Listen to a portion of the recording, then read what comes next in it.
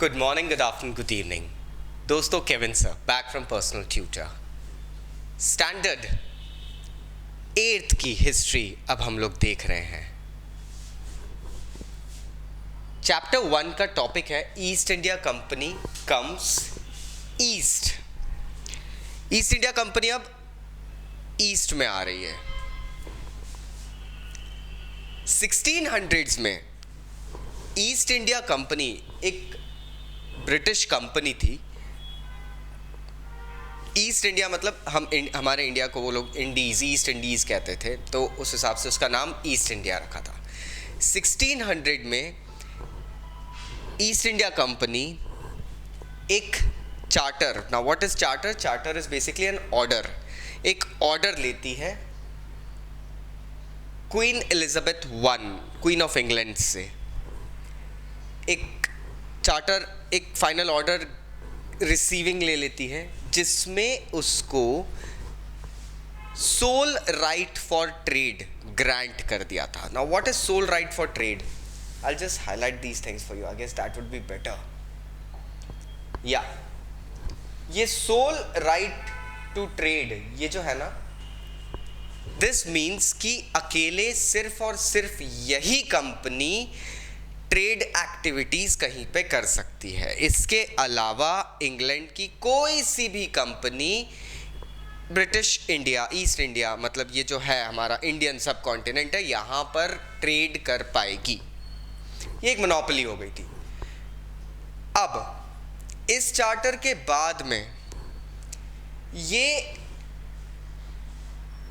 Company को एक right मिल गया कि ईस्ट में जाके किसी भी कंट्री के साथ वो ट्रेड कर सकती है.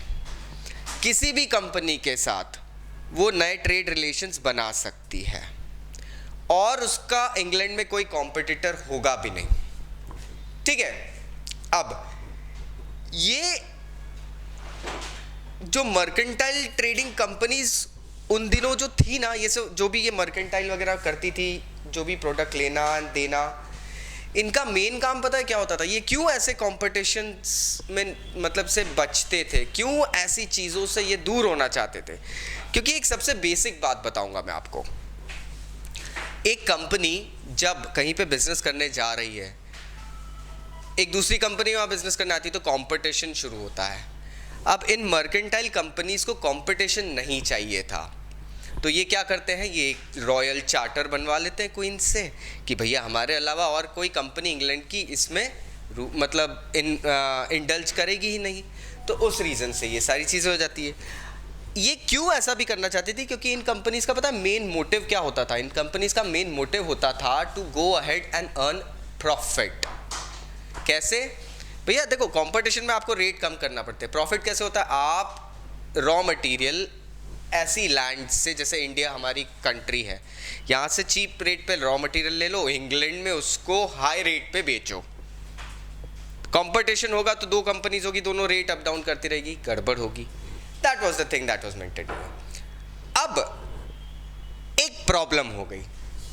Let's have a look. हाँ, बहुत इंटरेस्टिंग प्रॉब्लम है. फिगर 2 देख रहे हो? अगर आपको रूट दिख रहा है यहाँ पर, this is the route that British island से जो कंपनीज के रूट्स थे, they use to cross Cape of Good Hope. क्योंकि उस वक्त ना, यहाँ पे अगर मैं बात करूँ तो जो कनाल, फेमस कनाल सुएज कनाल जो है, जो कि इजिप्ट में बना है, वो उस वक्त बना नहीं था दोस्तों. So instead of coming from here and then entering the ocean Mediterranean sea और उसके बाद में कमिंग टू एशिया, वो पॉसिबल नहीं था. तो लंबा ट्रैवल करके अफ्रीका क्रॉस करके आना पड़ता था. एंड यहाँ पे पूरा मेड्रास, कैलकटा, सेलोन श्रीलंका का पुराना नाम है, Canton was a famous town in China उस वक्त, वहाँ पे जाते थे और फिर वो सामान लेके वापस, ये डॉटेड लाइन जो है, इससे वो यूरोप, इंग्लैंड जाया करता था. नाउ जो प्रॉब्लम थी उसके बारे में बात करते हैं. बहुत मस्त प्रॉब्लम थी. हाँ, यहाँ डेफिनेशन भी है आप लोगों के लिए. What exactly is mercantile? Mercantile is a business enterprise that makes profit primarily through trading, buying goods cheap and selling them at higher prices. Mercantile companies का फंडा यही होता है कि सामान सस्ते में खरीदो और महंगा करके उसको किसी दूसरी कंट्री बेचो। ये प्रॉब्लम जो उठी थी ना, वहाँ पे ये हो गया था। ये रॉयल चार्टर जो था, ये किन कंपनीज को मना कर रहा था कि आप ईस्ट इंडिया कंपनी के अगेंस्ट में नहीं जाओगे? ये सिर्फ इंग्लैंड की कंपनीज को मना कर रहा था, क्योंकि क्वीन तो इंग्लैंड की थी ना। उस समय यूरोप के दूसरे देशों की कंपनीज जो थी, जैसे कि फ्रेंच, स्पेनिश, पोर्चुगीज, ये सारी कंट्रीज के कंपनीज भी उस वक्त एशिया के इस पार्ट में ट्रेड रिलेशंस एस्टैब्लिश करने के पूरे मूड में थी। इनफैक्ट अगर मैं बात करूं तो पोर्चुगीज ने तो गोवा में बहुत पहले से बेस बना के रखा था। 1600 में ईस्ट इंडिया कंपनी अपने लिए एक रॉयल चार्टर बनवा रही है। अरे 1498 में वास्को डी गामा नाम के एक बहुत फेमस पोर्चुगीज एक्सप्लोरर भाई साहब ने सी रूट टू इंडिया ढूंढ लिया था।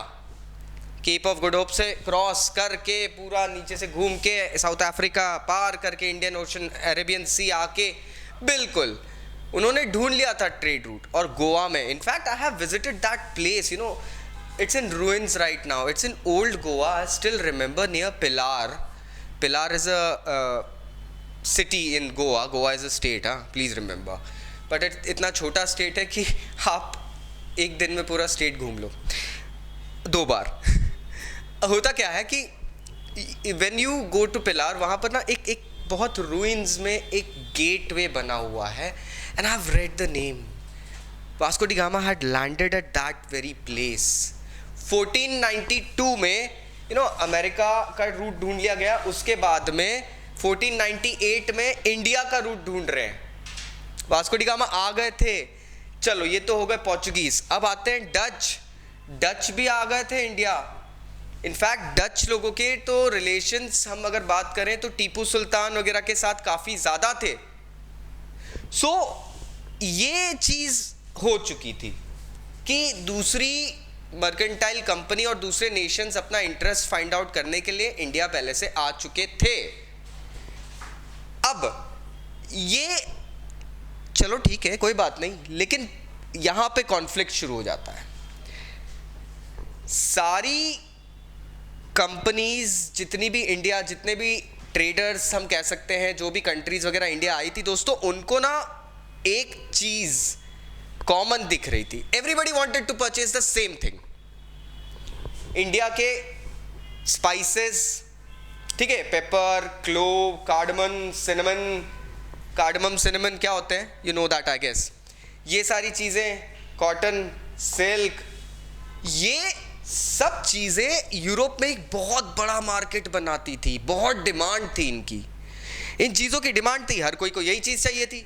अब इस कारण से हुआ ये कि ये जो कंपटीशन आया था ना, इसमें प्राइस हाइक होने लगी। भैया हम लेंगे सामान सबसे ज़्यादा रेट में, हम लेंगे सामान सबसे ज़्यादा रेट में, हमें बेचो, ऐसा इंडियन किंग्स को कहा जा रहा था।